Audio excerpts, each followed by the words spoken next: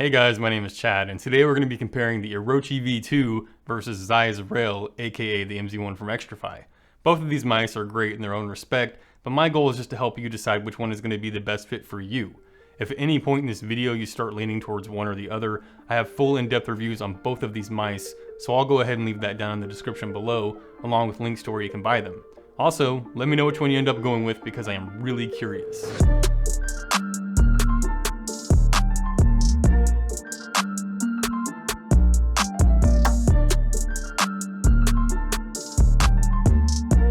So let's kick things off by jumping right into the price of these mice. Xtrfy Rail is coming in at 79 bucks, and the Orochi V2 is a little bit more complicated. It's $70 for the base model of this mouse, and if you want to customize it, that's an additional $20, plus you still have to buy the batteries for it. Xtrfy Rail is only available in the one color, which is kind of a smoky black, while the Orochi V2 is available in black or white, and you can customize it further if that's your thing. When it comes to color and customization, the Orochi V2 is the clear winner here. Both of these mice are very small. Xtrfy Rail is 111mm long, 52 wide, and 36mm tall at the back of the mouse, while the Orochi V2 is a little shorter at 108mm long, wider at the grip, which is 60mm, and it's a little bit taller at 38mm in the middle of the mouse. Obviously, only one of these mice is wireless, so if you can't stand using a cable, then the Orochi V2 is the way to go. It comes with a AA lithium battery in the box, and it also has a slot that accepts AAA batteries. But I would definitely recommend buying a AA to AAA battery converter and running it in the AA slot. It keeps the weight down while maintaining a perfect balance on this mouse. If that ends up being too lightweight for your liking,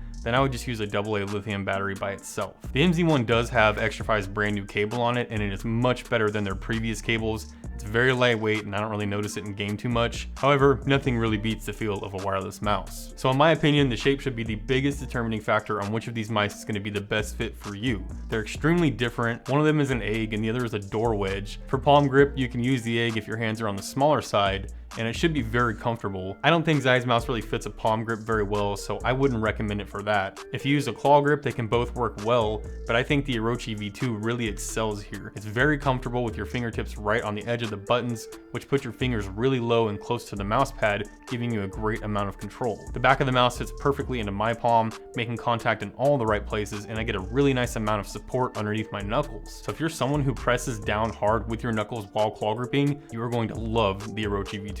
On Xtrfy's Rail, there is still a tall hump in the back for claw grip, and it can definitely work, but in my opinion, the Orochi V2 just fits better. You get more knuckle support and a more rounded back, which feels great while claw gripping. If I used a claw grip, I would totally be rocking the egg. It is a serious little beast for that grip. Moving on to fingertip grip, it's kind of the same story but reversed.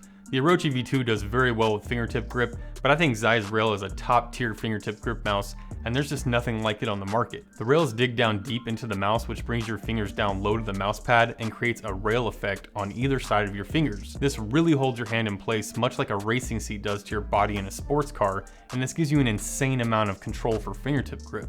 Also, the front end of the mouse is very low and flat, and this makes transitioning from a fingertip grip to a claw extremely easy, which is always bound to happen when you're using a fingertip grip. Overall, this might be the best shape ever made for fingertip grip. As far as coating goes, Xtrfy's Rail has a smooth texture which feels very premium and comfortable.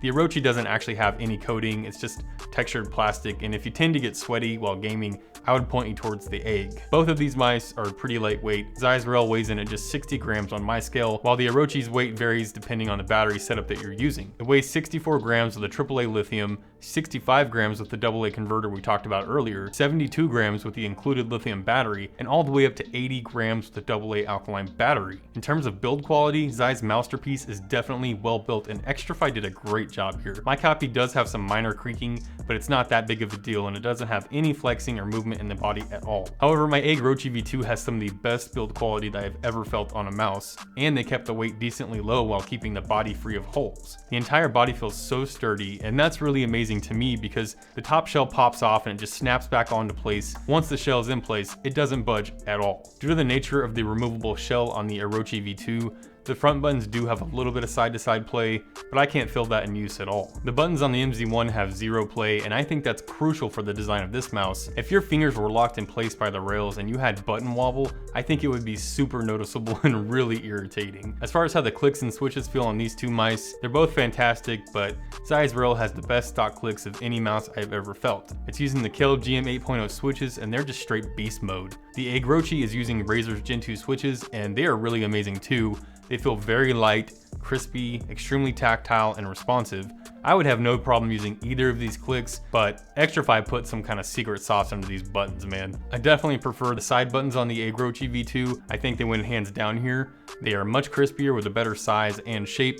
And while the MZ1 does have excellent button positioning, I still think the Orochis are in a better spot, and for me, they're a little bit easier to press. Both of these scrolls here are great, but if I had to pick one, it's definitely going to be the Orochis. The wheel on the MZ1 is smooth while being tactile, and I can easily feel each step. Also, it's very quiet and it feels super premium, but unfortunately, it's really hard to press and damn near impossible to spam. If it wasn't for that, it would be a perfect scroll wheel, so it really sucks that they got this close to perfection, but then had this kind of problem. But if you don't care about spamming your scroll wheel, then it's the clear winner here. The Orochi's is tactile, easy to press, and very easy to spam, but it's a little bit louder than the wheel in the MZ1, and it also doesn't have that sweet RGB.